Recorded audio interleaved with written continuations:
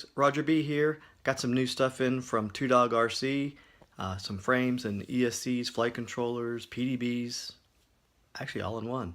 Let's go take a look. We'll first look at the new frame that he's got in.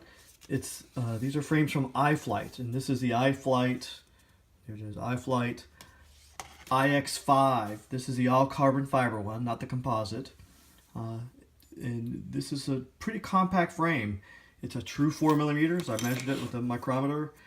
The edges come already finished and beveled. That's actually a nice touch. So I don't have to do as much prep on the outside edge of those frames.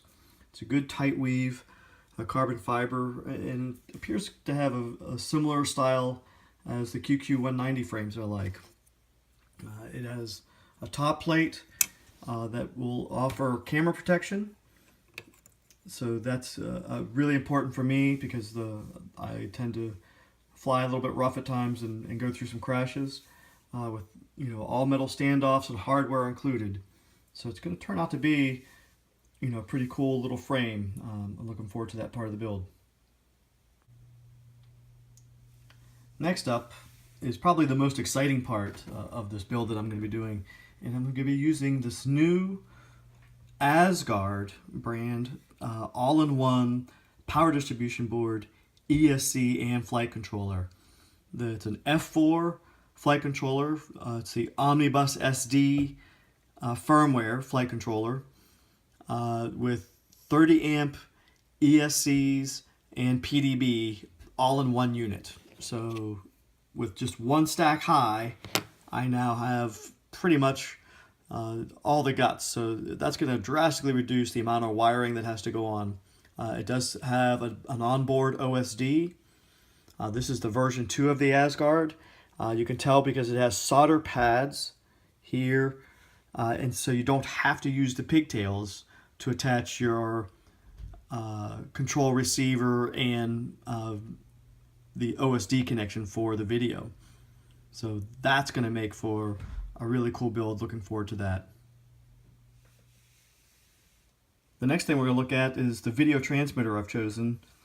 For this build, I picked up this SP2 diatone video transmitter. It has capability of the 25, 200, and 600 milliwatts. What really matters for me is the 25 milliwatt setting. That's what we use for all of our races. What's unique about this video transmitter is it is stackable. So you can see that it's the same form factor as the flight controller. So this will stack onto the next layer up from the flight controller with the pigtail routing underneath the arm like I do for my QQ190 antenna mounts. We'll take a quick look at what that looks like. We've seen that with other videos, the technique used for mounting the video transmitter antenna. And so that should be a pretty neat addition to this build. Next up, we'll talk about the motor choice for this build. The one thing that's unique about this build is the all-in-one ESC. With the all-in-one ESC, it's going to be very convenient to have a motor with long enough wires that go from where the motor is to the ESC.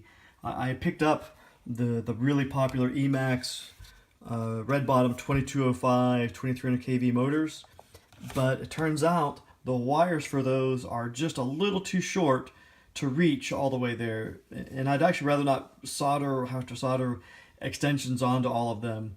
So I'm just going to exchange out for motors with longer wires, and I'll report up what my results are with that.